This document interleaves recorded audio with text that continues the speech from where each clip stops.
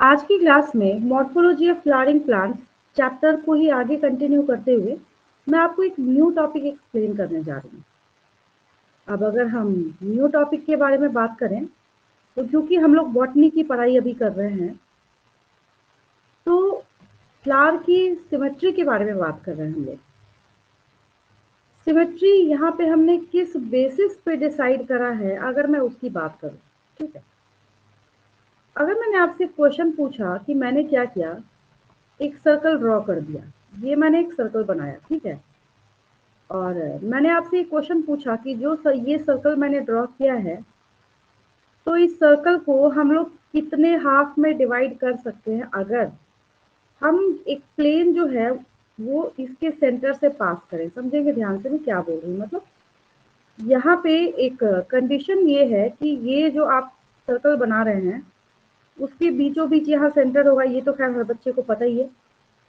तो मेरा ये बोलने का मतलब है कि अगर हम इसके सेंटर से पास होते हुए बहुत सारी लाइंस को ड्रॉ करें तो ऑब्वियस है कि ये जो सर्कल है इसको हम इजीली 2 इक्वल हाफ्स में डिवाइड कर सकते हैं फ्रॉम मेनी प्लेन्स। यहाँ पे दो कीवर्ड्स हैं। पहला, the plane should be passing from the centre, उस प्लेन को सेंटर से पास होना जरूरी है। जैसे अगर मैं यहाँ से भी एक लाइन खींचूं तो मैं इसको सेंटर से यहाँ पे पास करा रही हूँ। ये कहाँ से जा रहा है? ये सेंटर से जा रहा है। कुछ बच्चों का क्वेश्चन होता है, जैसे बच्चे ने एग्जाम में लिखा, in case of actinomorphic flower, actinomorphic word हम लोग यूज कर रहे हैं, मैं और क्लियर कर रही हूँ आपको, जिन बच्चों के लिए नया है घबराने की जरूरत नहीं है, इतनी बार रिपीट करूंगी कि ऑटोमेटिकली याद हो जाएगा, ठीक है। बच्चे का ये क्वेश्चन है कि मैम जब हम एक्टिनोमॉर्फिक फ्लावर के बारे में लिखते हैं और हमने जब लिखा कि हम एक प्लेन से किसी फ्लावर को 2 इक्वल हाफ्स में डिवाइड कर सकते हैं तो आपने हमारे मार्क्स क्यों काट लिए? अब मार्क्स कटने का रीजन ये है कि वो बच्चा डेफिनेशन क्या दे रहा है, एक प्लेन से हम उस फ्लावर को 2 इक्वल हाफ में डिवाइड कर रहे हैं। तो मेरा ये क्वेश्चन है कि अभी जो मैंने ये लाइन डाली, क्या इससे इसका ये पार्ट और इधर वाला पार्ट दोनों 2 इक्वल हाफ में हम डिवाइड कर सकते हैं? आंसर है नो। हम इस प्लेन से, ये जो प्लेन अभी अभी मैंने बनाया है, इससे हम इसके इस राइट हाफ को और इसके इस लेफ्ट हाफ को 2 इक्वल हाफ में डिवाइड नहीं कर सकते। क्या मिस्टेक हुआ यहाँ पे? मिस्टेक ये हुआ कि हमने इस प्लेन को क्या किया है, इसके सेंटर से पास नहीं कराया है, रैंडमली हमने कहीं से भी इसको बना दिया है, ठीक है। अब हम यहाँ से ऐसे कट कर दें तो 2 इक्वल हाफ में डिवाइडेड नहीं होगा। थोड़ा सा भी सेंटर से अवे हम कट कर दें तब भी नहीं होगा, कहीं भी कर दें तब भी नहीं होगा। तो कैसे होगा? ये होगा तब जब आप इसको सिर्फ सेंटर से ही पास करते हुए कट करके देखेंगे, इमेजिन करेंगे, ठीक है। तो उसके लिए अब सवाल ये उठता है कि हम बॉटनी में क्या वर्ड या क्या टर्म यूज करें। तो बॉटनी में उसके लिए टर्म आता है एक्टिनोमॉर्फिक। क्या टर्म आता है? एक्टिनोमॉर्फिक। याद हो गया? इसके लिए हम लोग एक्टिनोमॉर्फिक टर्म को यूज करते हैं। किसके लिए? जब सिमेट्री कैसी हो, जो एनिमल किंगडम में मैंने आपको पढ़ाया था, रेडियल सिमेट्री डेफिनेशन में लिखते वही हैं, बस जब एनिमल किंगडम पढ़ते हैं तो वहां पे एनिमल का जिक्र करते हैं।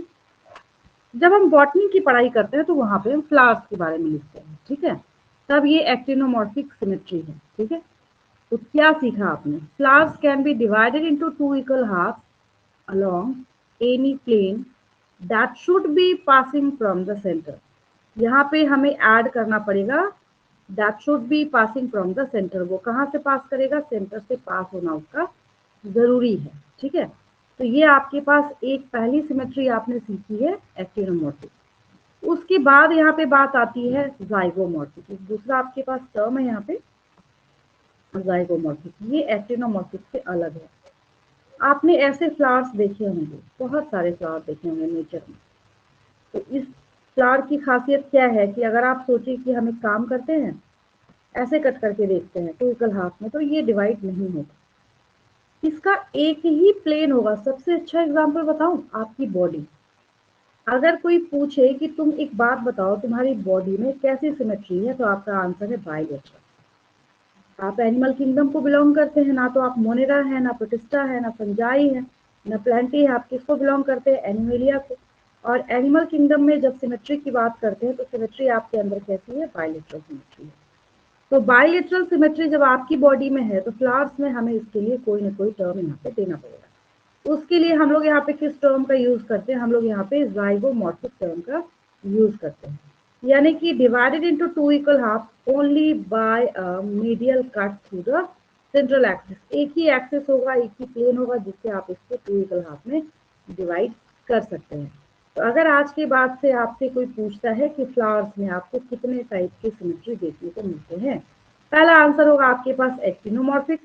अगर आपसे पूछ लिया गया कि एक्टिनोमॉर्फिक किस सिमेट्री को रिप्रेजेंट करता है, रेडियल को, बायलेटरल को, बोथ ऑफ द अबव को, तो आंसर क्या होगा, रेडियल सिमेट्री को। उसके बाद अगर किसी ने आपसे पूछा, अगर मैंने एक क्वेश्चन बना दिया अच्छा खासा लंबी का, कि flowers can be divided into two equal halves along any plane that should be passing from the center, उसका नाम बताना है आपको। Answer is actinomorphic. ये क्लियर हो गया। फिर हम यहाँ पे बात करते हैं जाइगोमॉर्फिक के बारे में। जाइगोमॉर्फिक के बारे में हमारे पास सिर्फ एक प्लेन है यहाँ पे, जिससे हम इसको टू इक्वल हाफ में डिवाइड कर सकते हैं। अगर हम एनिमल किंगडम की बात करते हैं तो एनिमल किंगडम में हम लोग इसको बायलेटरल सिमेट्री बोलते थे। ये पढ़ा रखा है मैंने आपको, जिन बच्चों ने नहीं पढ़ा है तो रिकॉर्डिंग देख लीजिएगा, आपको मिल जाएगा, ठीक है। और यहाँ पे खासियत ये है कि आप सिर्फ एक प्लेन से, एक सेंट्रल एक्सिस से इसको आप टू इक्वल हाफ में डिवाइड कर सकते हैं। तो ये आपने क्या सीखा, एक्टिनोमॉर्फिक एंड जाइगोमॉर्फिक। नेचर में जब आप फ्लावर्स को देखते हैं तो आपने ये जैसे ब्रासिका फ्लावर है, तो ये फ्लावर आपने देख रखा है, किसका रिप्रेजेंटेटिव है ये, तो एक्टिनोमॉर्फिक फ्लावर का रिप्रेजेंटेटिव है। अच्छा खासा आपको यहाँ पे दिख रहा है कि सिर्फ एक सेंटर से आप पास करा रहे हैं सारे प्लेन्स को, और आप इस फ्लावर को टू इक्वल हाफ में डिवाइड कर सकते हैं। दैट मीन्स ये क्या रिप्रेजेंट कर रहा है, ये एक्टिनोमॉर्फिक फ्लावर है। और अगर हम एनिमल किंगडम के बारे में बात करें तो कैसी सिमेट्री में आप ऐसा लिखते थे, तो आप रेडियल सिमेट्री में ऐसा लिखते थे, ठीक है। फिर जब हम लोग बात करें जाइगोमॉर्फिक फ्लावर के बारे में, अगर ये फ्लावर आपको यहाँ पे दिख रहा है तो थोड़ा सा ये इलोंगेटेड है, इलोंगेटेड है। अब एक और चीज क्या है, अगर हम इस कट से इसको कट करने का सोचे तब हम इसको टू इक्वल हाफ में डिवाइड नहीं कर सकते। हमारे पास यहाँ पे कोई ऑप्शन नहीं है, हमारे पास ऑप्शन क्या है, हम सिर्फ एक प्लेन से ही इसको टू इक्वल हाफ में डिवाइड कर सकते हैं।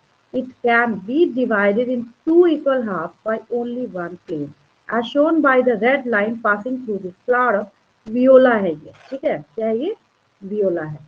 तो यहाँ पे आपको क्या दिख रहा है कि कैसा है ये, हाँ एक टर्म यहाँ पे है जाइगोमॉर्फिक कोरोला।